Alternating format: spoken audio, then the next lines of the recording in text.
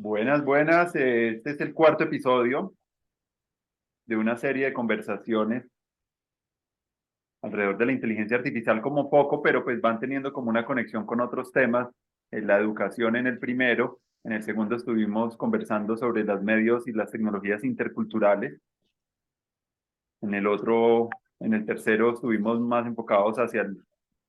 cómo esa inteligencia artificial debe tener también una conexión y un avance en el desarrollo moral como lo que llaman el problema de la alineación, de con qué propósito se va a alinear la inteligencia artificial y hacia qué perspectiva,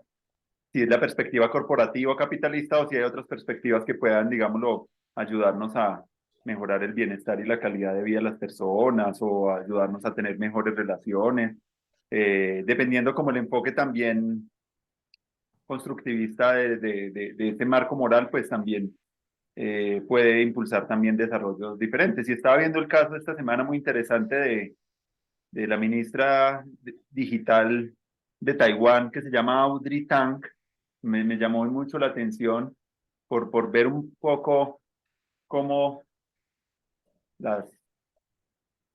estructuras tecnológicas están al servicio de la democracia, en el desarrollo de la democracia. Entonces, como esos tres niveles que Marvin Harris hablaba de la infraestructura, como la estructura tecnológica, ¿cierto? Que resuelve las necesidades físicas. Otro nivel que es la estructura social y las tecnologías sociales, como las leyes, la educación, ¿cierto? Los sistemas sociales. Pero tenemos también una superestructura, dice Marvin Harris, que es como la que tiene que ver con los valores compartidos. Entonces, en el último capítulo abordamos un poco, además de la moral, un marco de la complejidad para observar y relacionarnos con la sociedad de una manera más integrada y empezar a ver los patrones, las totalidades y empezar a integrar en nuestras cosmovisiones un discurso de la complejidad que nos lleva a ver un poco cómo se relacionan las cosas, no ver las cosas por separado, sino ver los patrones que conectan las cosas, cómo un problema de salud está relacionado con un problema del transporte, el sistema alimentario, las tecnologías, y es ver cómo los sistemas se interactúan y cómo hay conceptos ahí de la autopoiesis, las emergencias, en las teorías del caos hablan también de los sistemas dinámicos, y eso nos lleva también a mirar la evolución de las tecnologías en el tiempo, ver también los patrones históricos de más de larga duración y ver cómo los cambios van sucediendo y ver cuando se está ocultando algo, pues también está emergiendo también otra cosa, ¿cierto? Hay un proceso como de ondulación y de plegamiento. Incluso pasa mucho como cuando uno se enferma, pero como que a veces empieza a ser más consciente de otros ámbitos que no tenía o a ver la realidad de una manera más diferente. A veces como que empieza uno a ver, es que no había pillado esto. Entonces muy bacano como que podemos en este programa, en este cuarto episodio, seguir hablando de inteligencia artificial, seguir hablando de aplicaciones prácticas. Me gustaría compartir el caso de este que me tiene muy asombrado porque pues yo estaba muy interesado en la cultura hacker y cómo eso es ética que hay detrás de los hackers y de la cultura libre y de la cultura abierta, de cómo crear sociedades más abiertas. Ahorita Taiwán viene desarrollando un modelo muy interesante de participación más activa de los ciudadanos. ¿Cómo crear incentivos para que más ciudadanos participen? Entonces, porque el problema del capitalismo es la matriz del incentivo y el incentivo que tiene el capitalismo y el que todo el mundo ve es como que un crecimiento ilimitado y que el capital que se va creando es para seguir creando más capital y capital, no como una persona de una tiendita que la tiene y de una va ganando y puede resolver sus necesidades físicas y alimentarias y vivir bien, sino que el capitalista pues quiere invertir, invertir, invertir y eso a costo pues de crear muchas externalidades que pueden dañar la naturaleza, dañar las relaciones, crear como mucha escasez para muchas más personas. Mientras entonces que lo que está pasando ahorita en Taiwán me llama mucho la atención es que se están buscando como cultivar, incentivar y desde el Estado, pues todas esas metáforas y todas esas prácticas de la cultura digital que tienen que ver con la transparencia, con la participación, con los públicos recursivos. Este concepto de público recursivo es un concepto muy interesante porque es como se usa mucho en el software libre y es pensar como el código abierto puede llevar a que muchos más públicos puedan autogestionar y tener como más capacidad de agencia de crear cosas nuevas y eso lo están haciendo como en el Estado allá, lo están promoviendo. Entonces, muy bacano como en buena parte políticamente dentro de los sistemas sociales y pensando en las tecnologías, como tenemos en la superestructura, pues todos esos valores de la cultura de lo abierto, por el otro lado tenemos las tecnologías sociales, que sería como el Estado, que sería como la escuela, o que sería como una organización, y por el otro lado tenemos las infraestructuras tecnológicas, y como en el caso de Taiwán, están ya haciendo como esos diálogos que van empezando a interactuar los sistemas pensando desde una manera más sistémica y desarrollando como oportunidades para que la inteligencia colectiva de una población y los recursos pues puedan circular y puedan crear mayor innovación en la sociedad para resolver problemas complejos. Entonces ellos se están visualizando y me gustó mucho cómo enmarca este ministro, que además es una persona transgénero, es el primer ministro transgénero, la primera ministra transgénero, Audrey Tang. Me llama mucho la atención que tiene la edad mía, es una persona muy joven, 40 años, y está como pensándose ese asunto de la democracia líquida, cómo empezar, porque ella en el 2014 en Taiwán hubo una movilización social muy fuerte de jóvenes que se tomaron por 22 días el Congreso y ella fue la que estuvo resolviendo el problema de Internet allá para toda esa movilización. Después de eso, en el 2016 la nombran ministra y ahorita está ejecutando proyectos de cultura libre y de lo digital y de la participación de una manera enorme. Entonces me gustó mucho ver cómo en Facebook todo el mundo da me gusta, no me gusta, me encanta, pero entonces ella creó una plataforma muy interesante donde la gente puede plantear una idea sobre algo que le concierne y puede visualizar en su región y en su territorio las personas que están de acuerdo a esa propuesta o esa idea que se tiene. Entonces tú ya visualizas eso y después te puedes encontrar con esas personas porque ya tienes un acuerdo y un consenso frente a algo. Entonces está aprovechando la oportunidad del consenso, de los consensos relativos frente a temas para facilitar encuentros, porque normalmente las tecnologías están más centradas como en la polarización, en la división. Entonces, como que solo para comenzar, quería compartir ese ejemplo que me llamó mucho la atención y me pareció muy estimulante ver cómo se están resolviendo problemas sistémicos, no solamente de que las personas tengan mejores atenciones en la salud, en la educación, sino también cómo podemos equiparar al mismo tiempo los derechos a las responsabilidades. Sí, te vamos a dar derechos y allá en Taiwán el Internet es un derecho humano y me parece muy interesante que ya se esté planteando así.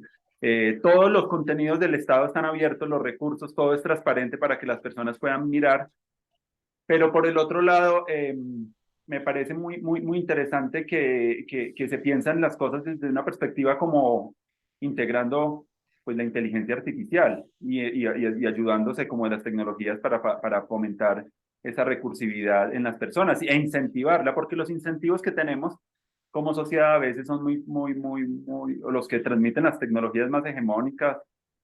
eh, a veces no son tan interesantes. Por ejemplo, los filtros en Instagram y en Snapchat y todo esto en TikTok como que están dando como una imagen más distorsionada de la identidad y eso está relacionada con la salud mental. Y hay mucho. Entonces, pensar en la matriz de incentivos me parece algo maravilloso con lo que podríamos iniciar hoy, como para mirar cómo esa inteligencia artificial puede estar como alineada como a incentivos donde realmente pueda integrar la inteligencia de la sociedad e incluso también con la inteligencia también de la naturaleza, también de la evolución de las tecnologías que en lo natural, que hay mucho que aprender y ha sido también otra línea muy interesante de estudio en estos tiempos, un trabajo de Merlin Sheldrake, del hijo de Rupert Sheldrake, alrededor de los hongos, otros alrededor de lo astrofísico. Entonces están mirando también como lo no humano y cómo también como humanidad podemos aprender de los árboles, de las especies, de las micorrizas, y eso que nos permite incluso para el diseño de nuestras tecnologías, como inspirarnos en cosas que tienen en su haber un desarrollo evolutivo por millones de años. Entonces dejo por ahí como para situar ahí como un primer encuadre para que conversemos. Sí, bueno, gracias. Buenos días. Desde la Cocha, Colombia. Bueno, de la matriz de incentivos, hablabas tú pensando en esto otra vez, devolviendo a lo de la historia del movimiento como una cuestión natural a la vida. o sea, la vida casi como movimiento y en ese mismo sentido como un ingrediente muy importante de la salud mental en términos de la cultura, de lo humano. Eh, entonces, yo diría que digamos, esa vitalidad y ese movimiento, entonces necesita ser inspirado, pues siempre ha sido como inspirado. Parece ser que los seres humanos nos movemos más por esta cuestión emocional, ¿sí? Y los sentimientos y las historias que tienen que ver como con emociones y sentimientos Mm. que, que con la misma lógica, ¿sí? O sea, respondemos más a esas historias, ¿sí? En esa matriz de incentivos tiene que haber esas historias, tiene que ser tiene que haber historias que sean capaces de motivar a las personas a moverse hacia donde queremos que se muevan, o donde creemos que deben moverse. Y eso debe estar acompañado como de pronto, bueno, no sé, de pronto sí, como de un grupo de personas que lidera ese tipo como de necesidad, ¿cierto? O sea, de la necesidad de incorporar dentro de esa matriz de incentivos esa narrativa, ¿cierto? Una narrativa que sea capaz de decirle a la gente, movámonos, y motivarlos. Entonces, en esa narrativa, es que bueno, es que creo yo que, bueno, que la narrativa parece ser como lo de las ciencias de la complejidad, digamos, como que esa es la narrativa que nos permite coordinar los esfuerzos humanos respecto a, como respecto a direccionarnos hacia donde nosotros más o menos pensamos por ahora que debemos ir, ¿cierto? Que bueno, que cogiendo la idea que hablaba hace 8 días de la intuición moral básica de Wilber, que la idea en últimas es como lograr el nivel de conciencia más elevado o más profundo para la mayor cantidad de personas, como que esa es en últimas lo que tiene que ser la meta, ¿cierto? O sea, como que la meta es que la mayor cantidad de personas pueda tener acceso al nivel de detalle o sea, como a una evolución también de algún modo como en el nivel de detalle, ¿cierto? Como tener acceso a la revisión del detalle a diferentes escalas. Entonces, como que tenemos que meternos ahí, ¿no? Entonces ahí es donde tú hablabas, por ejemplo, del patrón, hablábamos también hace 8 días también del patrón y en ese sentido como que am, tal vez por ahí pueda ser fructífera o una de las ventanas fructíferas para entrar como a pensar, porque también hay que pensar de manera nueva, ¿cierto? O sea, hay que pensar de una manera no lineal, hay que pensar de una manera dinámica, lo que quiere decir que uno es lineal por momentos y de repente necesita saltar, ¿cierto? Como hacer una discontinuidad.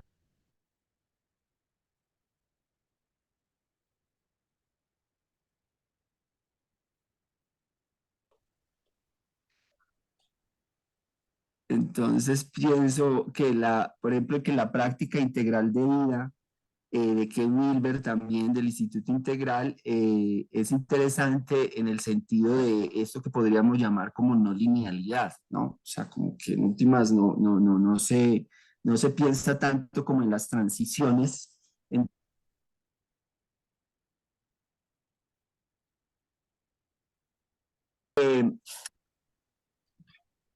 Tratando de pensar que pues estamos en esta llamada colectiva, le llamo yo también, o sea, como esta gran llamada, porque en últimas todos estamos conectados, es como a ordenadores, como a servidores, y en esos servidores estamos obteniendo toda la información y a través de esos servidores también estamos recibiendo como las señales. Entonces, Ujú. que creamos un espacio virtual que es a partir de la conexión de las telecomunicaciones que se puede aprovechar como para coordinar nuestras acciones. Eh,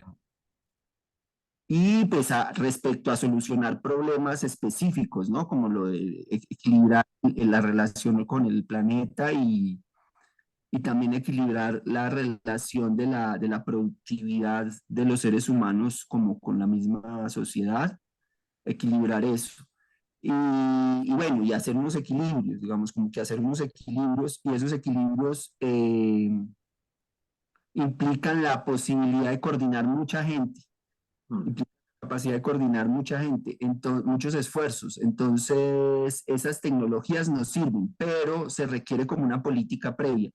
Pero antes, como de la política, creo que se requiere también, es una academia previa, o digamos como que se requieren unos datos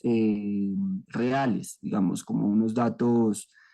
lo mejor fundamentados posibles, acumular toda esa cantidad de datos lo mejor fundamentados posibles y mirar qué arrojan como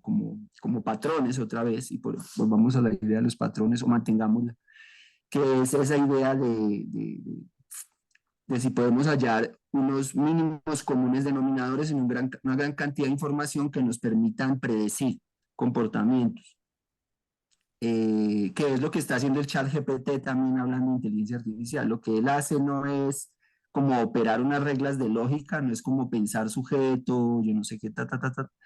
sino que lo que hace es encontrar unos patrones en una gran cantidad de información. Y encontrando los patrones es capaz como de crear ideas que nosotros incluso vemos más naturales, más lógicas y más humanas que si lo hiciera de un modo más lineal, que si lo hiciera de un modo más como más programado, ¿cierto? Digamos como que esta inteligencia está más programada es a encontrar patrones, ¿sí ves? Y ahí puede haber una retroalimentación también de esos patrones que le permite a ella mejorar su capacidad. Entonces nosotros necesitamos encontrar unos patrones que nos permitan coordinarnos a nivel global para poder equilibrar nuestra relación como con el planeta, entre nosotros mismos y con uno mismo, digamos, ¿cierto? Como que necesitamos coordinar todo eso, toda la tecnología, todo el conocimiento, toda la inteligencia, todo coordinarlo para que se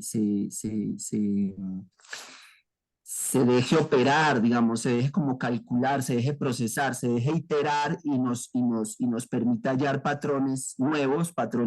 que nos permitan, patrones globales, digamos, patrones planetarios, Mm. patrones que permitan crear como una federación mundial a partir de unos patrones claramente establecidos a través de cálculos muy transparentes de por qué son esos patrones y no otros, o sea, de que no sea como un montaje para tratar de venderle a la idea que el patrón que hay detrás de algo es esto y efectivamente lo que hay es una idea de conducirlo hacia cierto lugar, pero digamos desde una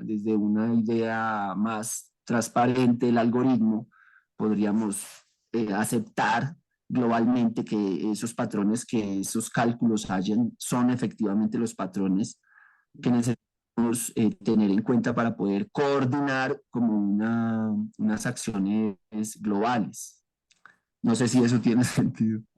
Sí, creo que sí. Cuando se habla de una nueva gobernanza a nivel global, no se está hablando de un estado como el estado-nación, el estado que conocemos. Estamos incluso pensando es cómo también está muy relacionado con las tecnologías y cómo nos pueden ayudar a relacionarnos con esa complejidad de temas que nos cuesta a nosotros mucho tiempo y muy difícil incluso sentirlos y palparlos también. Entonces, como que que esas inteligencias puedan arrojar una información y cruzar muchos datos y que puedan volvernos esos datos nos pueden poner a tomar mejores decisiones frente al cambio climático, porque en últimas el cambio climático surgió también por un asunto también y que lo hablábamos en sesiones pasadas por lo tecnológico, ¿cierto? Fue la tecnología lo que nos permitió observar que había cambio climático. que había calentamiento global, que habían sensores, que habían cosas que nos están dando información para poder como advertir un poco los riesgos globales que tenemos como sociedad. Ese concepto de riesgo global es un concepto muy interesante de un libro de Nick Bostrom, un sueco que habla de unos riesgos globales que así como tenemos límites planetarios y que el Comité Intergubernamental como de Cambio Climático lo señala y nos ponen, bueno, estos son como el techo y los límites planetarios y tenemos que tenerlos en cuenta. Bostrom hace un trabajo muy interesante para hablar de los riesgos. Y para hablar de esos riesgos, para que no quedemos en una actitud solamente como desesperanzadora, triste y así como trágica, para tener una actitud post-trágica frente a esos riesgos existenciales, pues necesitamos también ayudarnos mucho de las tecnologías para poder como ayudarnos a procesar mucha información y poder como que la sociedad se coordine y se alinee con eso. Pero si no tenemos esos datos y tenemos los datos equivocados, o tenemos unos datos que están como siendo tergiversados, pues las decisiones que tomamos no nos van a llevar a eso. Entonces, como que siento que por vía tecnológica eso puede ser muy interesante, la posibilidad de tener esa información y tenerla al alcance abierta para que los gobiernos ya locales puedan traducir eso como en políticas. Entonces, me parece que eso de los patrones es muy interesante, incluso también en el tema de las ciencias sociales ha tenido como mucha relevancia en los últimos años el tema de la big story, como que me la grande historia, como las grandes narrativas alrededor desde que éramos Homo sapiens hasta la actualidad, o las grandes historias alrededor de la economía, las grandes historias alrededor de la salud, y tener eso cruzado resulta muy interesante para una metaestrategia, así como hay metateorías que son muy interesantes de empezar a conocer, necesitamos metaestrategias, necesitamos como estrategias que sean también sistémicas, metasistémicas, y eso pues no lo vamos a poder sino hacer al lado con el mejor uso de las inteligencias. Entonces estoy de acuerdo contigo que esos patrones arrojados es lo que realmente va a llevar a ese gobierno global, pero no va a ser el gobierno como cuando piensan en un gobierno mundial, no es como la ONU o como la OTAN o como ese tipo de instituciones, que es como con una lógica del siglo XIX, sino que ese gobierno mundial va a estar muy relacionado. Y yo creo que por eso Taiwán da pistas muy interesantes de cómo generar incentivos para que la sociedad tenga esos datos, tenga esa información. Mira, tiene una estructura conversacional muy interesante también hablando de aplicativos, porque entonces tienen, primero, lo fáctico, los hechos. Entonces recopilemos la mayor información posible sobre el tema que nos está preocupando. Luego el feeling, cómo sientes tú todo eso y qué sientes tú respecto a todo eso que estás entendiendo y que esa información y sus patrones se están arrojando. Y lo otro ya va mucho por el lado de la coordinación. Ya bueno, estás con otras personas con las que puedes empezar allá. Esa gran cantidad de complejidad la puedes llevar a una cosa muy, a tu escuela, a tu barrio, ya la localizas, pero pues tienes ya como el concepto global, tienes la conversación que das con las personas para poder como, tienes una interfaz conversacional que te permite como virtualmente estimular esa conversación sobre ese problema, sentir cómo te sientes frente a esos datos y a lo último, ya qué herramientas y qué estrategias tienes para resolverlo. Entonces, como que están metiendo la lógica de la innovación, ¿cierto? A la lógica, cómo podemos incentivar eso. Y eso lo podemos hacer a través de la escuela, lo podemos hacer a través en cualquier territorio, como empezar a tener como unas metaestrategias o unos modelos que podamos empezar, así como el modelo de Wilber es muy importante para la práctica individual integral de vida, que le permite a uno pues trabajar el cuerpo, la mente, lo espiritual y la sombra. Pero unos modelos que nos permitan conectar más con la voluntad de las personas, porque yo creo que esa es como la falla. Yo creo que ya mente y corazón, sin voluntad, nos quedamos es como netamente como en una reiteración de las ideas y de las cosas, pero cuando ya la voluntad empieza como a volverse importante, y es lo que yo creo que llama mucho la atención, como todos esos temas de gobierno, de gobernanza, y es como cómo vamos a hacer para participar o para coordinarnos o para hacer cosas maravillosas. Esa es la cosa del músculo que tenemos que entrenar también más, porque eh, este señor, el de una metodología muy interesante que se llama Teoría U, que se llama Otto Scharmer, él apropió como esa conceptualización del mente, el cuerpo y la voluntad para el desarrollo de proyectos orientados hacia la sostenibilidad. Y arranca un poco, ese modelo me inspiró mucho a mí para hacer lo que yo estoy haciendo actualmente en pedagogía, que es trabajar en el aprendizaje con los estudiantes, pues trabajar la conexión, la comprensión y la co-creación. Pero pues yo traduje un poco el modelo de la U de él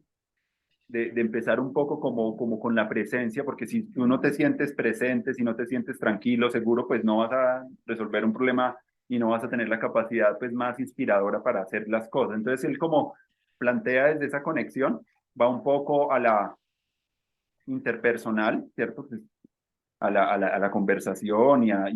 hablar sobre el tema y ya luego como al prototipado. Entonces como que hay muchos modelos que hay que nos pueden ayudar mucho a trabajar esos enfoques holísticos en el diseño de proyectos y en la educación y que pueden inspirarnos a traducir esas grandes teorías en desarrollos, pues en lo que hacemos. Incluso hay otros modelos, también, por ejemplo, Mark Gaffney, que es una cosmovisión también metateórica hermosa, muy maravillosa, porque mezcla un poco la ciencia y la espiritualidad. Él tiene una teoría que llama la cosmovisión cosmoerótica.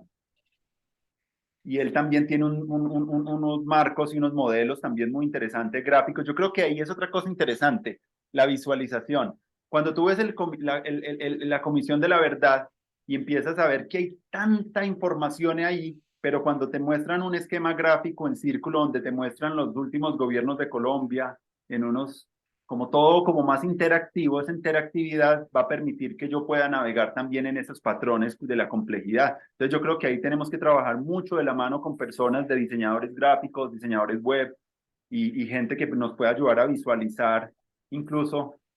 ojalá como lo hacen en Taiwán en tiempo real, muchos datos, que eso es lo más maravilloso, pues están actualizados todo el tiempo por los ciudadanos, datos que tienen que ver como con datos públicos que conciernen a todos, como la calidad del agua, del aire, el sistema de transporte, todo eso se va empezando a hacer más público, entonces te va permitiendo cambiar comportamientos más rápido frente a eso. Cuando tú estás ciego frente a esos problemas, pues tú vas siguiendo por un camino hacia el abismo, pero si tú vas teniendo en cuenta cosas que te vayan visualizando un poco todo eso en tiempo real, pues me parece interesante esa gestión. Entonces yo creo que esos modelos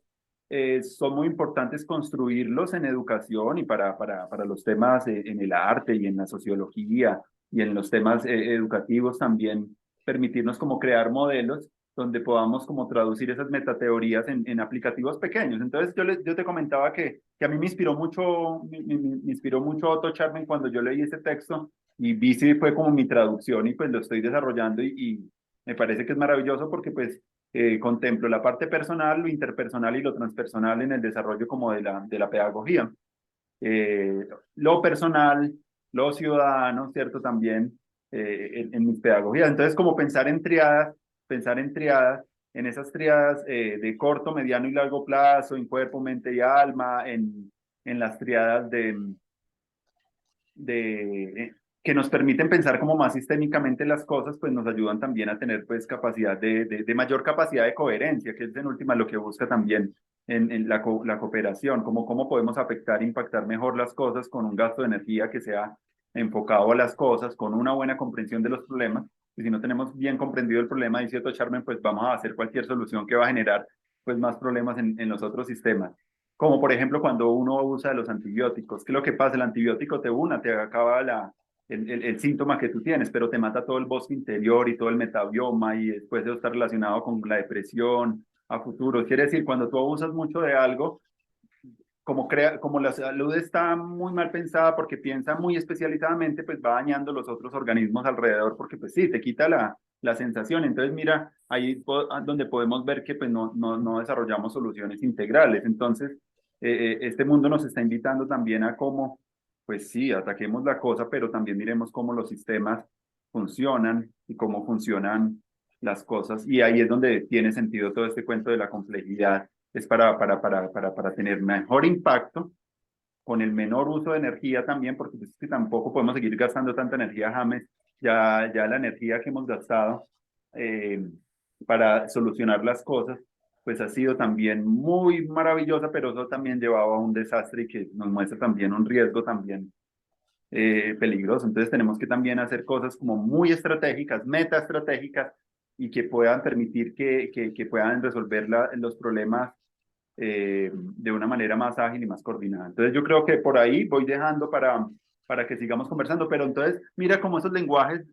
y ya lo estamos involucrando de los patrones, las emergencias, la autoorganización, porque ese contexto de la autopoiesis es muy hermoso porque nos permite a nosotros como parte de algo más grande, pues cómo nos podemos unir en una historia mayor, en algo con otras personas para crear, para que no nos sigan secuestrando un poco lo que más hablaba como las necesidades, la física, la de pertenencia y la estima. Cuando eso ya lo resuelven las tecnologías de una manera distorsionada y ya no somos nosotros,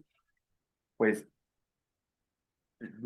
empecemos a tener como patologías en el desarrollo muy alto. Entonces, volver a atrevernos a preguntarnos por cómo estamos resolviendo el tema de la seguridad física, emocional, en la pertenencia, en la autoestima de una manera más saludable, yo creo que también tiene que ver un poco cómo utilizamos todas esas teorías para que nuestro desarrollo y nuestras estrategias y nuestra forma de pensar vaya inspirando a más personas que están tomando decisiones y que a veces por el afán de la resolución y el solucionismo, porque somos muy hábiles en solucionar cosas. Ahorita todo el mundo está muy pensando en todo en inteligencia artificial, pero en el corto plazo. Pero bueno, me gusta el trabajo de este señor de los riesgos existenciales y catastróficos, porque una pone 9 tópicos muy grandes: nanotecnología, biología sintética, armas nucleares, el tema de la inteligencia y de las supercomputadoras, el tema de las guerras, y nos lo pone como, miren, esto es un escenario bien oscuro que hay que tener en cuenta, no para que nos desmayemos del miedo, sino como que podamos nosotros tenerlo presente que no hemos, dice él, no hemos sido muy buenos a veces administrando el poder, no hemos sido muy buenos, entonces como que la tecnología pues da un aumento de poder muy grande, desde el arado, desde la agricultura, eso ha empoderado mucho a la sociedad, la imprenta empoderó mucho al ser humano y ahorita estas tecnologías sí que van a empoderar, entonces tener en mente esos riesgos es para que no seamos como eh,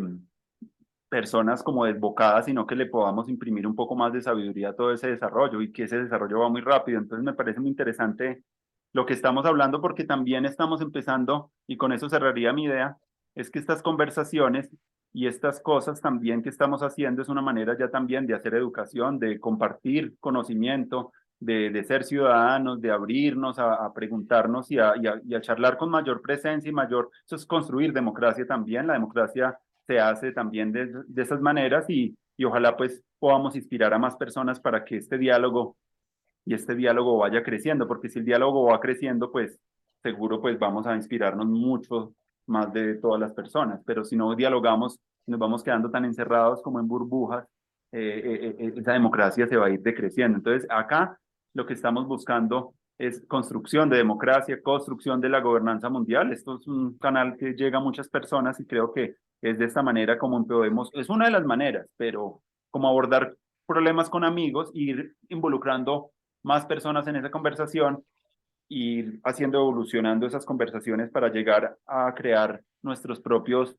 ese nomadismo digital, yo lo entiendo más por ese lado. Entonces vamos desarrollando como una comprensión de problemas y vamos empezando a crear un tipo de como de escenarios, pero no es una empresa para toda la vida ni un emprendimiento en el que yo me caso, sino que yo puedo ya después dejar eso ahí y seguir construyendo cositas y yo voy construyendo micro escenarios, pero no me voy quedando ya como con una empresa como lo pensaban en la época industrial para toda la vida, sino que es un nomadismo digital que me va permitiendo tener muchos proyectos, microproyectos ciudadanos que van construyendo como pequeños prototipos para el desarrollo de una civilización futura, que lo hacemos en pequeña escala, pero no nos quedamos ahí pegados en ese, no nos vamos a volver como ideólogos de un proyecto, sino que vamos a tener la libertad de estar como navegando por proyectos y eso es lo que ha sido la vida misma de nosotros. No nos hemos quedado como con una estructura, sino que vamos con nuestra curiosidad de ir como cultivando ese nomadismo digital.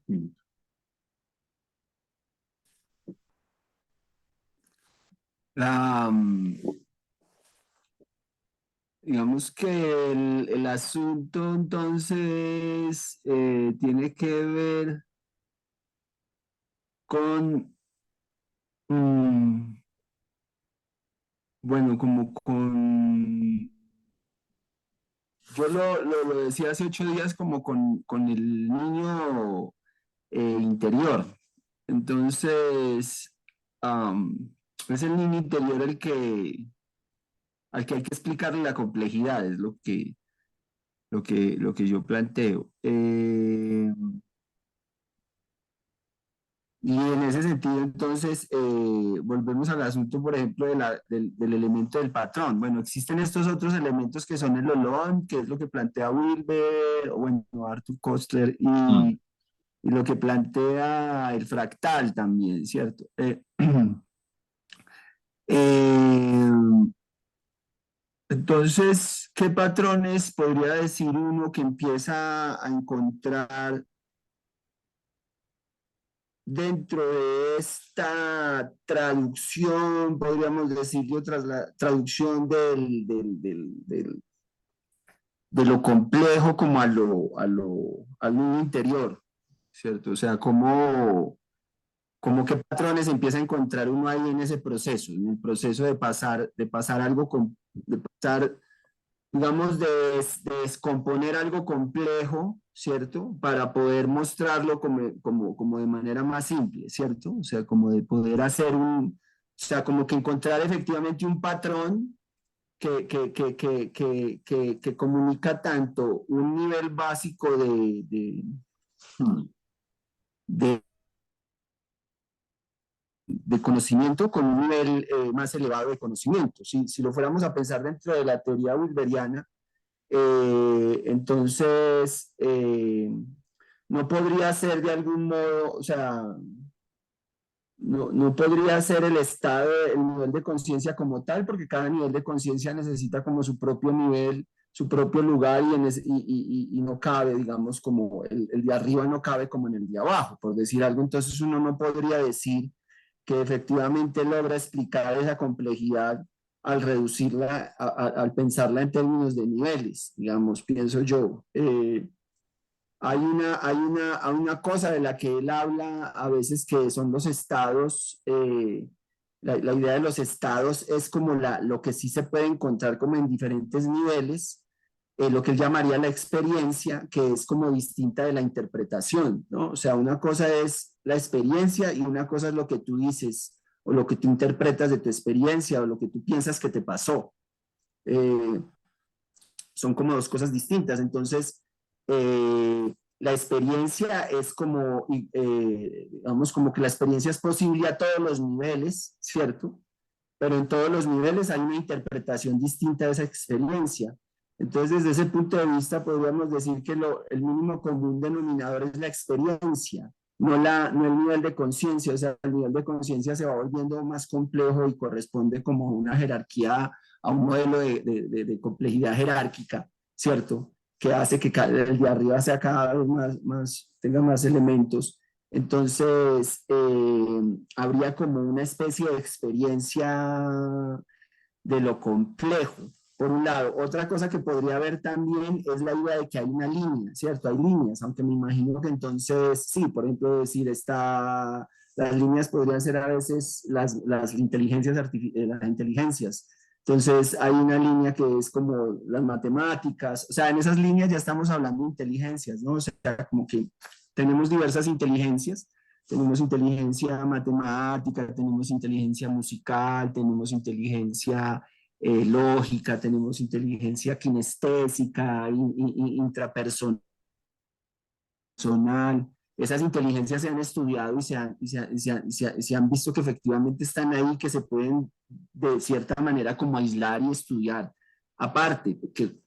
generan ciertos lenguajes y ciertas expresiones particulares en las matemáticas distintas a las que se arrojan en la kinestesia o distintas a las que se arrojan, digamos, en lo emocional. Entonces,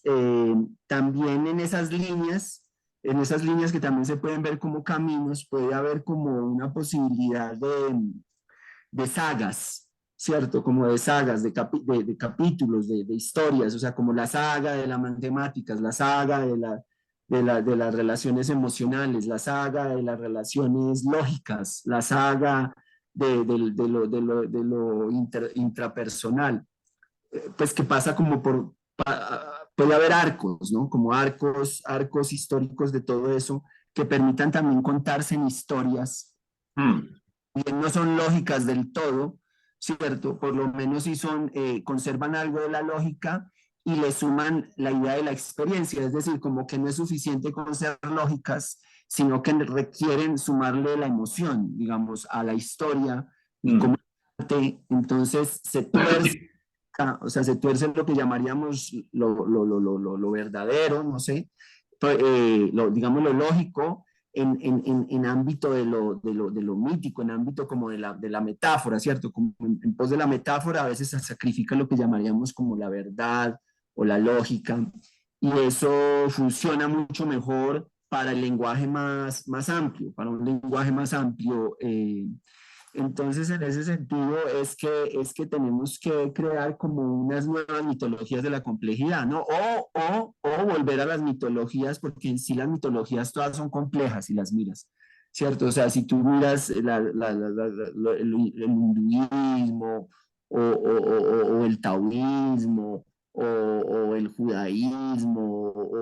o el zoroastrismo y todas esas cosas son mitologías que realmente son muy complejas, ¿cierto? La teoría de Platón, la teoría de Aristóteles, la de Kant, la de Hegel, la de esas teorías son como mitos complejos, digamos, y lo que estamos buscando es como un metamito, ¿no? Como un paramito, un sobremito que haga, que logre extraer de todos esos mitos que hemos acumulado hasta ahora como los patrones de un nuevo mito. Necesitamos como un nuevo mito y bueno, y en ese nuevo mito parece que va pues la inteligencia artificial, ¿no? O sea, como Mm. que la inteligencia artificial ocupa un elemento muy importante ahí. Yo creo que la inteligencia artificial también de pronto es un cúmulo de diversas inteligencias, así como nosotros también somos como un conjunto de inteligencias, no es que sea una inteligencia, sino que es un cúmulo de inteligencias y nosotros también somos otro cúmulo de inteligencias y entonces en ese sentido, en la diversidad de inteligencias que tenemos, en la diversidad física que somos, en la diversidad de estados emocionales que tenemos y toda esa clase de cosas, se hace como la singularidad o la diferencia de cada sujeto de esos en términos de lo que podríamos decir que es su ser o que es, depende mucho cuál es el conjunto de inteligencias que hay en él y hasta qué nivel, digamos, de desarrollo tiene cada una de ellas, y así va configurando cada uno como un ser muy particular, y lo mismo pienso que le puede pasar a las inteligencias artificiales, o sea que vamos a ver inteligencias artificiales que conjuntan diferentes conjuntos de inteligencias y que tienen como determinadas personalidades que dentro de unos años vamos a detectar, o sea, nosotros vamos a ser sensibles, por ejemplo, a que ChatGPT 4 tiene cierta personalidad, en cambio BAR tienes como otra personalidad, en cambio Facebook tienes otra personalidad, porque reúnen o conjuntan un número de inteligencias distintas. Pero por encima de todo, antes eso, o sea, ¿cómo lo narras? O sea, ¿cómo empiezas a crear un paisaje, como hablábamos, como un horizonte, la necesidad de ese horizonte, de esa narrativa extensa, de esa narrativa larga? ¿Cómo haces tú para contar ese primer capítulo, diría yo, que es en el que enganchas como al niño interior a querer Mm. entregarse como a todo un viaje narrativo? Me parece muy interesante. Recuerdo el trabajo de este cosmólogo Brian Swimme, que se llama La aventura del universo. Yo había hablado en una sesión de ese libro que me pareció muy bello porque es un texto muy corto y muy poético, profundo y bien informado por las ciencias evolutivas y te lo cuenta en un lenguaje muy accesible y te muestra que tú eres parte de esa evolución del universo, que somos parte de eones, eones de años, empieza desde el Big Bang hasta nuestros días. Entonces, como hay incluso proyectos, hay un proyecto de Big Story muy interesante donde traduce ese libro en una interfaz donde tú puedes acceder a todos esos años de evolución y con audios y con multimedia. Y entonces empezarnos a apoyar, no recuerdo el nombre, pero eso es un proyecto que está ahí en internet donde uno puede jugar un poco como con esa información. Creo que esa cosa de los videojuegos y de la gamificación y de cosas que de cómo podemos hacer más jugable todos esos temas, lo que tú hiciste con ese juego que hiciste de esa escalera que le permitía a la gente hablar sobre cosas profundas, el tema del tarot como una posibilidad de inventarnos cada uno un juego como maestros de tarot para hablar del desarrollo interior o de los arquetipos como personas y poder como desembrollar una historia, como el juego de cartas de Esther Perel alrededor del erotismo y la sexualidad también, que puede uno empezar a jugar esos juegos que son serios, pues son profundos, pero en últimas, pues te puedes divertir también a partir de... Entonces yo creo que hay mucha potencial de traducir eso en estructuras más lúdicas. Incluso yo con eso de las inteligencias múltiples hago un ejercicio de un fotorrelato donde cada persona va a construir una fotografía alrededor de esa inteligencia. Entonces responde a esa inteligencia de que eres consciente. Entonces toma una foto de eso y luego le tienes que construir un relato y luego haces el psicograma al final. Entonces son como pequeños ejercicios para que los estudiantes se pongan y visualicen también, así como tenemos mapas así del Big Bang hasta nuestros días, también unos mapas alrededor de lo interior resultan muy útiles, como el enneagrama, las cartas del tarot que tienen desde María José me comentó de una carta también con el candomblé que no conocía y unos juegos de tarot también con otras sabidurías. Quiere decir, con cada religión uno podría construir su propio sistema de juegos que permitan desembrollar y como hablar un poco de lo profundo. Entonces, tener como cosas para lo interpersonal, lo personal y lo transpersonal. Y hay una de las cosas que yo estaba reflexionando más estos días y me gustaría como compartírtela y lo veo en un trabajo también de Sophie Strand alrededor del masculino sagrado, donde ella construye un libro buscando en los patrones de la historia y en la mitología y en la ecología para refundar una nueva manera de hablar del patriarcado, de la masculinidad, de la sensibilidad del ser hombre. Porque así como está el libro de las mujeres que corren con lobos de Clarisa Pincola, donde hay unos arquetipos de la abuela, de la mujer sabia, de la hermana, de la hija, de la madre, parece que podríamos crear un juego de tarot o de cartas para también hacerlo como para los hombres. Y sería muy útil porque es que necesitamos referentes más inspiradores y esperanzadores donde podamos como tener un relato y una narrativa alrededor del género también potente, así como ese libro lo planteó con las mujeres y que para muchas mujeres ha sido como muy inspirador porque habla de lo profundo y del arquetipo, ¿cierto? Creo que me parecería un juego muy útil empezar a construir también en eso de para nosotros como hombres, cuál sería esos nuevos elementos estructurales y profundos que nos resulten resignificando esa cuestión del género. Y eso lo podemos hacer también nosotros. Entonces, muchos modelos, muchas maneras muy lúdicas. Por ejemplo, otro para ver totalidades que yo uso mucho en pedagogía es microhistorias, también así desde la infancia mirando patrones, también buscando colegir patrones. Entonces, vamos a hacer la microhistoria de una emoción. Entonces vamos a contar la historia Estaba trabajando con las emociones más difíciles que Hansi también plantea en esto de la sociología de las emociones, del miedo, de la culpa, la vergüenza y la envidia. Entonces planteo ese menú, cada quien coge una emoción y crea una historia, un relato, no como solo una reflexión lógica y cerebral de la emoción y de definición de qué es eso, sino como de poner un poco en juego su interioridad, hablando un poco de sí mismo, abriendo y siendo vulnerable frente a esa emoción, reconociéndola, observándola, mirándola un poco con perspectiva sistémica de cómo en la sociedad se expresa esa emoción y se comparte a través de una narrativa. Entonces ahí en ese otro ejercicio estamos combinando lo lógico, ¿cierto? También lo narrativo, que es lo mítico, ¿cierto? La cuestión mítica y la cuestión patética, la cuestión como visceral y de las entrañas. Entonces, como inventar en pedagogía y en educación como juegos donde la verdad, la belleza, la tragedia, la bondad, todas esas cosas se puedan mezclar, pues va siendo un conocimiento que realmente es inspirador, porque si es un conocimiento que no tiene como esa estructura más holística, pues se vuelve o mera información y meros datos, que está bien, pero como que en esta nueva construcción epistémica del siglo XXI sí requeremos un poquito y para poder tocar el alma de las personas y poder pues movilizar la esperanza y movilizar también una nueva disposición más hermosa para la existencia y que valga la pena, pues no suficientemente solo con el dato. Entonces mira que es necesario como que empecemos a crear también ese tipo de pilotos también en educación y pienso yo que permitan jugar con esas grandes narrativas y con esas metateorías y traducirlas en esquemas lúdicos donde los niños resulten jugando, como ese juego de piensa bonito que me pareció muy interesante también que tú hiciste en un tiempo, y esos modelos de jueguitos que permitan abrirse. Ahorita estamos haciendo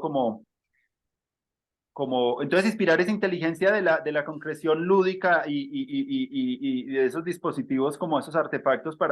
traducir esas metanarrativas y que tengan pues esos principios que estamos teniendo. Por eso es muy importante tener esos principios. Entonces, ve, acá estoy haciendo estas triadas de esto, acá estamos mirando esto, y eso nos permite mucho para los criterios de diseño, para diseñar las cosas que queremos, tener como una buena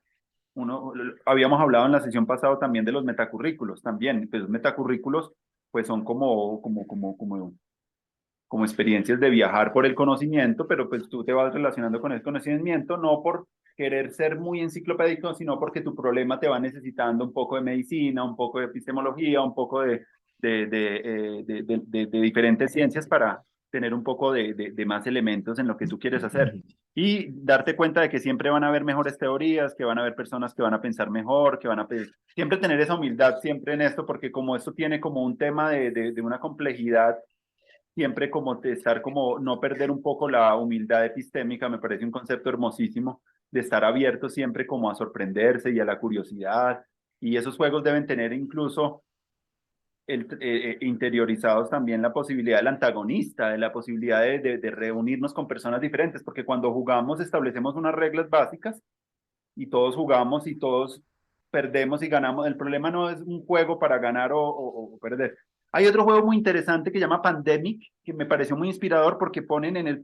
la mesa es como el planeta y hay como roles, entonces está el médico, está el enfermero, está el ingeniero, está el hacker, bueno, y tenemos que solucionar un problema de una pandemia a nivel mundial. Y el juego no se trata, el juego solo se juega una vez. Y es un juego muy bacano porque es un juego de solución de problemas complejos con personalidades y roles muy específicos y que te van invitando como a resolver ese problema. Entonces yo creo que también, así como está el monopolio, mucha gente está empezando a resignificar esos juegos para construir como juegos donde ya nos permitan pensar un juego donde todos ganemos, donde tengamos que coordinar una estrategia de inteligencia para resolver el problema y no como cómo te va a pisar para que tú pierdas. No juegos que llaman de suma cero, sino como unos juegos que permitan generar eso que estamos hablando, patrones, coordinación. Yo creo que por el lado de los juegos, James, podría haber una oportunidad grandiosa para esa traducción más popularizar de estas cosas, porque no todo el mundo va a entrar a esos temas por el lado del logos, porque eso va, en algunas veces uno leyendo teoría del caos o eso de los fractales es como muy complejo y a veces tiene matemática, ecuaciones, maneja un conocimiento muy especializado, pero si tú puedes traducir eso como en algo más persuasivo, dispositivos de persuasión masiva como lo hicieron Facebook. Facebook es un dispositivo de persuasión masiva, tiene 2.000 millones, 3.000 millones de usuarios y ahí está. Entonces, como que buscar también cómo nos podemos aprovechar de todas esas cosas que logró solventar en cuanto a nuestras necesidades, pero cómo la podemos llevar a que sea un algoritmo que nos impulse como otras cosas. Entonces, yo creo que se trata es como mucho del hackeo, del aprender de eso, porque pues, yo creo que no hay ninguna religión, ni el zoroastrismo, ni el cristianismo que tenga tantos feligreses como los usuarios de estas redes sociales. Y lo hicieron en menos de, a la civilización le demoró mucho tiempo tener todo ese tipo de gente unida, ahorita las unieron en menos de 10 años. Es una cosa muy impresionante.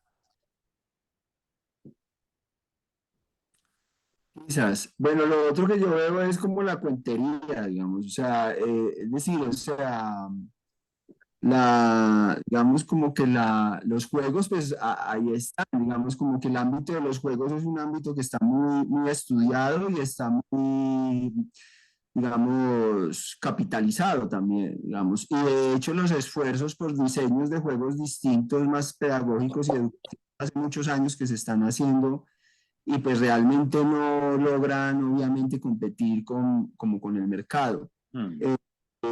entonces, bueno, por un lado, o sea que el juego mm, está también, el juego sigue siendo una salida didáctica y pedagógica, pero pues es una salida didáctica y pedagógica que es como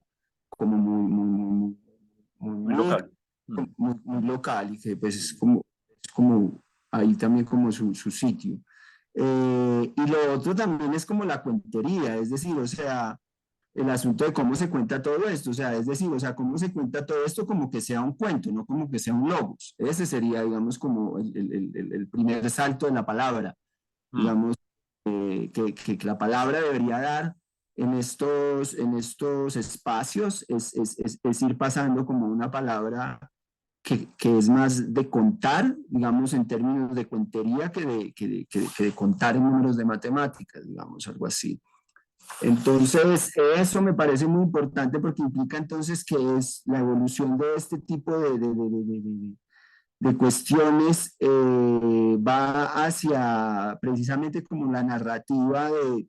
digamos, como o sea, como el contar unas historias que tienen que ver con un trasegar, ¿cierto? Que está sucediendo y que la gente necesita que se lo cuenten, digamos, ¿cierto? O sea, como que la gente necesita que le cuenten qué es lo que está sucediendo, ¿cierto? Y como que ahí es donde hay múltiples perspectivas, ¿no? O sea, como que hay múltiples formas de ver qué es lo que está sucediendo y como que no podemos tampoco quedarnos simplemente con eso, o sea, no podemos quedarnos simplemente con que cada quien vea lo que crea que está viendo, porque necesitamos también este asunto de la coordinación, ¿cierto? Como de coordinar nuestros movimientos. Entonces, estamos en un momento donde necesitamos narrar de tal manera que la gente pueda percibir también, ¿no? Obviamente que pues si quiere hace también una película de cine, etcétera, pero digamos como que desde este uso de la palabra, desde este uso de la conversación, siguiendo en esa lógica de lo que estamos hablando, tenemos que volvernos más míticos y menos lógicos, ¿sí? Tenemos que tratar de preocuparnos menos por decir la verdad en términos científicos y preocuparnos más por contar un cuento que realmente lleve a la gente como a motivarse, a seguir escuchando, a estudiar más, a profundizar, a mirar qué es lo que hay detrás de ese cuento que se está echando, ¿cierto? Entonces ahí creo yo que es donde realmente tenemos que inventar para empezar a, bueno, y ahí vendría yo con el asunto del sujeto, ¿cierto? Entonces, claro, entonces hay que desujetarse o hay que, digamos, debilitar la sujeción del sujeto, porque pues el sujeto es una construcción contextual y esa construcción es de algún modo también como una interpretación propia, cultural o nuestra, una construcción. Entonces nosotros tenemos que de sujetar al sujeto, o, digamos, de construirlo y reconstruirlo para que sea capaz de ser mejor cuentero de lo que cada día, digamos. O sea, cada día, cada vez que abre la boca para decir algo, como que es siempre una nueva oportunidad de ser mejor cuentero. A no ser pues que quiera ser mejor científico, pero en ese caso no creo que pues este sea el canal como para eso, pues digo yo, aquí no estamos tratando de informar a científicos sobre datos científicos que estemos nosotros como estudiando o produciendo, sino que más bien estamos tratando de cautivar una audiencia o pequeña o lo que sea, ¿cierto? Así sea pequeña, para como querer indagar más en estas cuestiones, o sea, hacer que esto sea más curiosidad, como aumentar la curiosidad sobre esto. Entonces, como que de esa forma tenemos que hablar de tal manera que aumentemos la curiosidad de las personas que nos ven para indagar qué es eso del patrón, qué es eso del olón, qué es eso de lo que esta gente está hablando, cómo así que la complejidad y cómo la complejidad entonces en principio se tiene que volver como un muñequito o un arma secreta o algo que requerimos para poder solucionar muchos problemas a nivel global. Entonces también tenemos que convencer a la gente porque es importante pensar globalmente, pero como te digo, pero no sumando más argumentos como si estuviéramos tratando de ser lógicos, ¿sí? Sino más bien como creando una historia que tiene que ver con que estamos aquí todos. Por ejemplo, tú ahorita estabas hablando lo de Facebook y yo hace un rato estaba pensando como en hacerme una imagen sobre eso y yo veía eso, o sea, ¿Facebook qué es? Facebook es como una tienda de algo, de información donde nosotros llamamos. O sea, esos 3.000 millones de personas que supuestamente están conectadas a Facebook son 3.000 millones de personas, no sé si esa sea la actividad, pero pues que están llamando a Facebook constantemente, o sea, llaman a través de unos teléfonos que se han sofisticado, que son estos computadores o esos teléfonos móviles, y estamos comunicados constantemente, por decirlo de algún modo, que se llama Facebook, y pues y esas rocolas a veces se conectan con otras que se llama Google o se llaman otras páginas, pero entonces somos mucha gente conectada ahí, entonces como que podemos aprovechar que estamos muchos ahí usando esa rocola siempre para coordinar cosas, ya que todos estamos ahí como conectados a esas rocolas. Entonces, sabemos que tenemos limitado el algoritmo y sabemos que de todos modos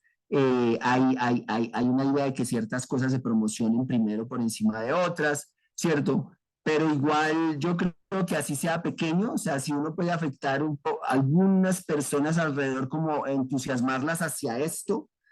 y ellas a la vez de algún modo en ese entusiasmo terminan entusiasmando a otro, a otro, a otro. Creo que la red rizomática puede crecer así y no necesariamente crece en el sentido de que nosotros tengamos cada vez más gente escuchándonos o diciendo like,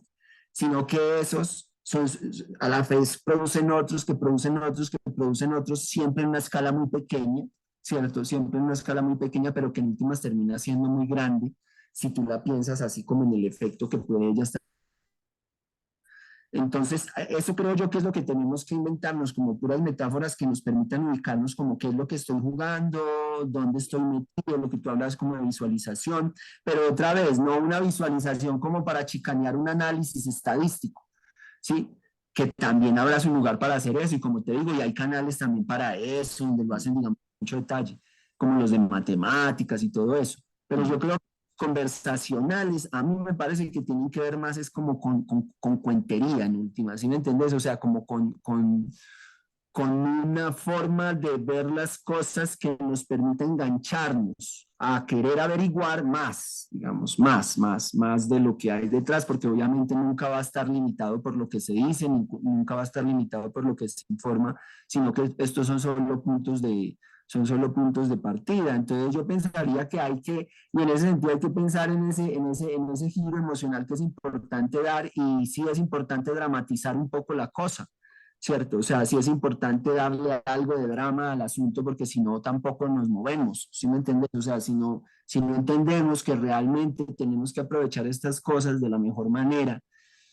y que la mejor manera es empezar a entender lo que es la complejidad, eh, entonces se vuelve como una aventura real, digamos, o sea, una aventura que no es solo como una cuestión que tú y yo estamos hablando aquí como de ciencia ficción, sino que realmente está allá afuera, y estamos al borde cada vez más, al límite de que si no complejizamos nuestra forma de ver lo que está pasando, ¿cierto? A partir este planeta, o nos vamos a partir nosotros entonces, creo que eso, o sea, tratar de poner una situación, ir dibujando esa situación, y yo creo que es como lo que harán los generales también, no sé, como que es como mirar, bueno, cuál es el territorio, quiénes son ellos, dónde están, dónde estamos nosotros, qué hay, pero lo que te digo, pero no como en el ánimo de hacer estadísticas, sino como en el ánimo de tener el argumento, como la trama, y de algún modo sentir que hay que tomar un lugar también en esa trama. eh, es emocionante y es miedoso al mismo tiempo, como lo que dicen ahorita de la inteligencia artificial, ¿cierto? Es como que es increíble, y al mismo tiempo como que da miedo, ¿no? Es un poco como el punto donde estamos, digamos, y en eso también podemos meter el asunto que está pasando ahorita, pues como más de esas historias, metiendo esa historia de que Elon Musk, conjunto con un poco de gente, hayan firmado una carta para pedirle a OpenAI y a este Sam Altman que paren el entrenamiento de la inteligencia artificial siquiera unos 6 meses, mientras supuestamente, yo no creo nada de eso, en 6 meses que van a organizar. Y yo creo que es más bien, y que para alinear, bueno, ese tema también de la alineación humana, que me parece muy importante, es eso, o sea, es alineación humana, pero alineación con qué concepto de humanidad, que creo que tú también de alguna manera lo insinuabas. O sea, porque ¿cuál es el concepto de humanidad que tiene Elon Musk, o cuál es el concepto de humanidad que tiene Facebook, o cuál es el concepto de humanidad, o vamos a creer más bien en un concepto de humanidad que tenga que ver con los mejores estudios académicos, metodológicos y científicos, y que de ahí vayamos a sacar un poco el asunto de qué es lo que pueda decirse de lo que somos en este momento, qué es aquello, o vamos a, bueno, entonces yo siento que detrás de eso también, detrás de esa historia, lo que hay más bien es un miedo por la redistribución del poder que se está viendo en este momento en el mundo a partir de la aparición de la inteligencia artificial. O sea, la inteligencia artificial hace que todo el poder se redistribuya, incluso, por ejemplo, este señor Sam, del chat GP3, Sam Altman, eh, rápidamente puede volverse uno de los más ricos del mundo, o incluso el más rico del mundo. Entonces no creo que esos tres o cuatro que están acostumbrados a ser los más ricos del mundo quieran que de repente se les suba otro muchacho allá, incluso más rico que ellos. Porque le dio al perro, como dicen, porque sacó un producto muy bueno, todo el mundo lo quiere, y eso puede cambiar las cosas de una manera que tiene que ver, yo pienso que tiene que ver más con el poder. O sea, que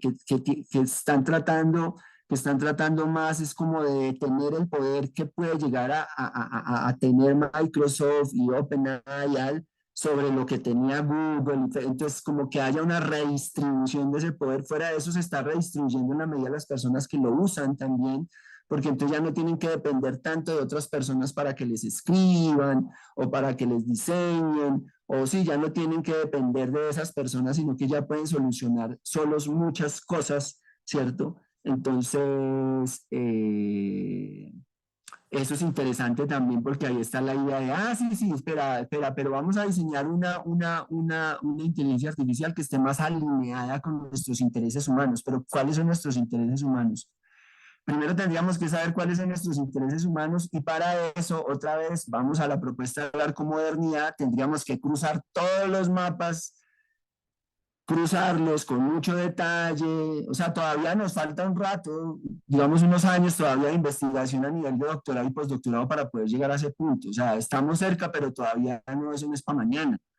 ¿Cierto? O sea, todavía toca leer un poco de cosas y mirar bien a detalle un poco de cosas para poder, digamos, juntar y mirar, esto es lo que somos como seres humanos desde un enfoque lo más académico y lo más científico posible, ¿cierto? Del resto estamos dando papaya de que sea Elon Musk o alguno de estos manes el que diga qué es lo que somos o qué somos como seres humanos. Entonces, es muy interesante, definitivamente, pero pienso yo que, Andrés, no sé, y te devuelvo un poco como ya la pelota aquí, como que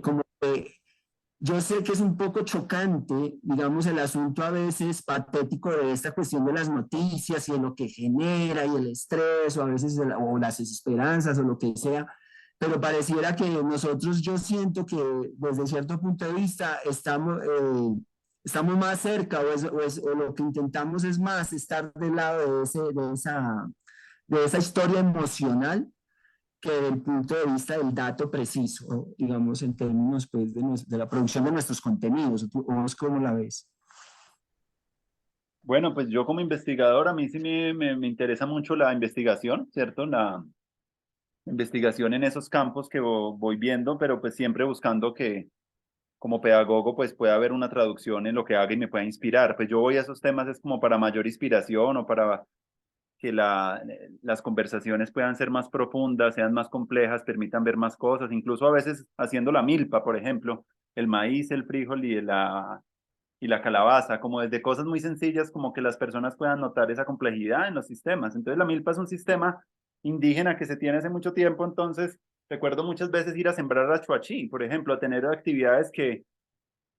pueden ser como muy sencillas, pero tienen en lo profundo como un bagaje como de investigación o de experiencias previas. Entonces, me parece interesante ambas cosas. Lo de los datos me parece fundamental, estar como con buena información y estar bien, incluso teniendo acceso pues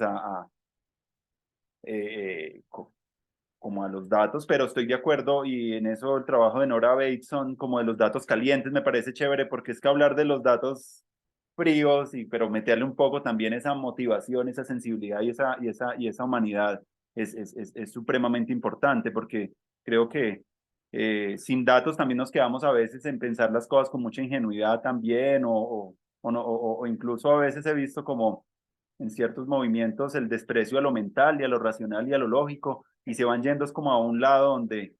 se nubla esa parte y nos quedamos en una ingenuidad a veces y hablando sobre temas muy interesantes, pero no como con, que lo que pasa cuando a un maestro espiritual le preguntan a veces como por temas complejos, a veces la persona como que no tiene una, en lo que tú hablabas ahorita, un desarrollo en términos de la experiencia interior muy profunda, pero a la hora, porque como rechazó un poco ese contacto con la mente, pues y con la información, pues se quedan a veces dando a veces soluciones muy generales frente a temas complejos. Entonces yo por el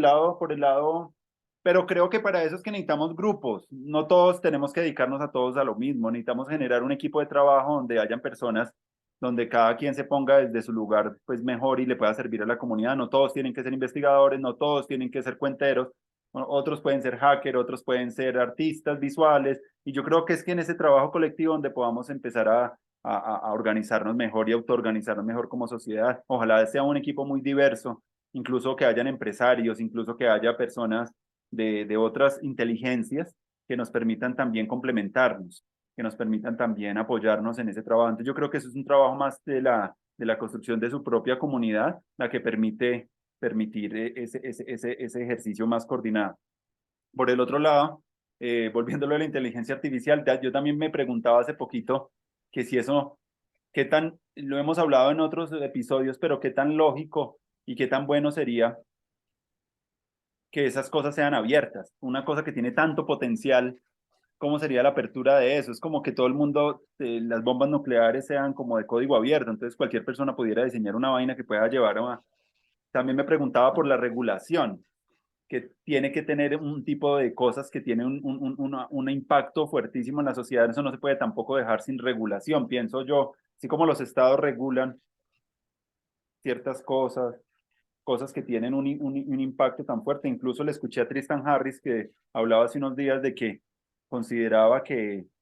los riesgos exponenciales que sufren los adolescentes ahorita por todo esto, las redes sociales, se debería considerar como, como abuso infantil en algunas veces, como ver esas cosas como porque están deteriorando tanto y están maximizando tanto la atención de los chicos, todas estas plataformas y como que tienen un poder de adicción como la cocaína. Entonces, si el Estado empieza a regular las drogas, para que esas drogas, entonces,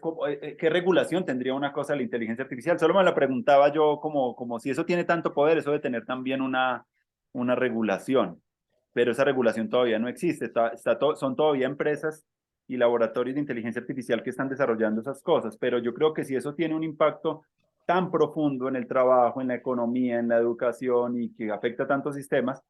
pues no sé qué tan cierto puede ser y qué tan probable y qué tan pertinente sea que haya una regulación. Pues, y esa regulación otra vez, volvemos otra vez a la gobernanza mundial. Esas vainas que afectan a la población mundial y que requieren pues la participación mundial tienen que tener también una, como lo que planteaba Lauren Lessig alrededor de los derechos de autor. Esas cosas se tienen que empezar a tener una, independiente de las regulaciones estatales, deberíamos tener también unas regulaciones alrededor de esos temas, los ecocidios, las cosas que impactan los océanos, la deforestación, esas vainas no pueden estar así como que cada quien va tumbando los árboles, que va incendiando la Amazonía como allá pasó ahorita con Bolsonaro que estaban quemando la selva para proyectos, digámoslo, de ganadería, de agricultura extensiva y de otros proyectos pues más industriales. Entonces yo creo que deberíamos tener también como unos límites y frente a esas cosas que tienen como un impacto donde toda la sociedad se ve impactada frente a esas cosas. Entonces son como dos cosas que quería decir.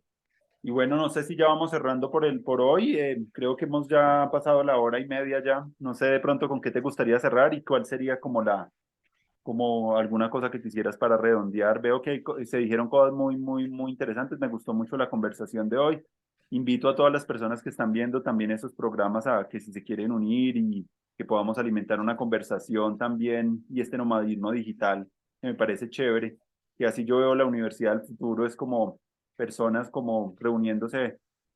a conversar, a mirar, a colaborar, a coordinar esfuerzos para, como hacemos en educación, para hacer proyectos y estos micrófonos también siempre están abiertos para el ingreso de nuevas personas que quieran también participar, pero yo sé que por el momento pues me parece chévere esta publicación de series como temáticas frente a temas que nos permitan profundizar y permitan también generar como una esfera pública y ir contando nuestros cuentos, lo que vamos investigando, ir pudiéndonos encontrar y en valorar la conversación. Sabemos que la conversación presencial también es maravillosa, pero pues por el momento le estamos utilizando esto digital. Siempre pues esto no va a reemplazar, incluso también veo no con tanto con esperanza que ya sea una inteligencia artificial la que cría a los niños, porque pues lo que me decía Yara, que muchos de los niños ahorita están criados son por las tecnologías, pero no tienen un conjunto de valores ni de experiencias que les permitan sentir más la vida de una manera más vital, más profunda. Entonces, como que tampoco quiero que a futuro sean inteligencias artificiales criando, educando y dejándole todas esas responsabilidades, sino que sean complementarias a nuestra educación, pero que no reemplacen un poco la paternidad, que eso es lo que muchos padres están haciendo a veces para, como no tienen tiempo para criar a los hijos, pues les dan las tecnologías para que se entretengan como si fuera un chupo o algo como una manera de satisfacción y de entretenimiento, pero eso puede, otra vez nos lleva a pensar con lo que empezábamos y es la matriz de incentivos, que es cómo empezar a crear unos incentivos para los jóvenes, para las personas mayores, para que sean más útiles en la sociedad y no estemos como por, por un tiempo donde hay mucho desempleo, sentirnos como menos empoderados, sino como que yo creo que la invitación es que la Universidad del Futuro y los encuentros que hagamos y la NED y todos los emprendimientos que estemos haciendo, pues vayan pudiendo orquestar también estas personas que están en la sociedad, que tienen algo que decir y poder facilitar esos encuentros, servir como de puente también para eso. Creo que es lo que a mí más me motiva, como seguir motivando y ahorita viene el tercer encuentro presencial de la Universidad del Futuro. Vamos ya a descentralizar la casa. Entonces me pareció muy chévere porque en el segundo encuentro alguien ya propuso ya un nuevo escenario y vamos a empezar a... Lo bueno sería que fueran llegando siempre las mismas personas para poder generar un proceso, pero lo que está pasando es que está llegando para cada encuentro grupos nuevos. El único que se mantuvo en los tres encuentros ha sido Pedro Zapata, que incluso me voy a ver con él hoy para un concierto que va a haber ahorita en la Universidad de los Andes. Pero me parece muy chévere poder como, para poder desarrollar cooperación, colaboración, requerimos también sostener como algo con las mismas personas, porque si va siendo así muy itinerante, es muy chévere lo que pasa en términos experienciales, pero en términos de la construcción colectiva, pues entonces se va quedando como un evento que se agota en el mismo encuentro. Entonces sí pienso que alimentar esas dos maneras, la manera de lo presencial y en la manera de lo digital ya poder para el segundo semestre de este año esperamos ya empezar a crear que cada persona pueda crear el aula, crear un espacio donde pueda invitar a otras personas, donde podamos desarrollar un taller y ya más a través de las tecnologías también como que invitar a que cada persona se vuelva un maestro, porque todos somos maestros. Me parece también interesante esa idea, todos somos maestros en algo y reunir a los maestros para esta nueva educación, pues me parece interesante como ver quiénes son los maestros, con quiénes son las personas que más nos pueden inspirar. Y eso es lo que estuve haciendo el año pasado con este canal de la Universidad del Futuro, de los podcasts, es como reunirme con las personas que yo siento como que tienen una humildad, una profundidad y un conocimiento de un campo específico y empezarlas a entrar. Lo que ha sido difícil es empezar como a organizar ya eso, pero pues estamos en eso, estamos en establecer la confianza, que es como lo primero, y ya luego mirar a ver cómo se empieza a decantar un grupo de personas con las que se pueda crear ese nomadismo digital, como esos pequeños microproyectos que vamos haciendo, que podemos ir dejando ahí y podemos, no como grupos para toda la vida, pero sí por lo menos unos espacios donde nos permitan hacer microproyectos que nos gusten, que nos parezcan chéveres, que nos motiven, que sean creativos. Y eso es como lo que quiero hacer ahorita en este segundo semestre. Mm.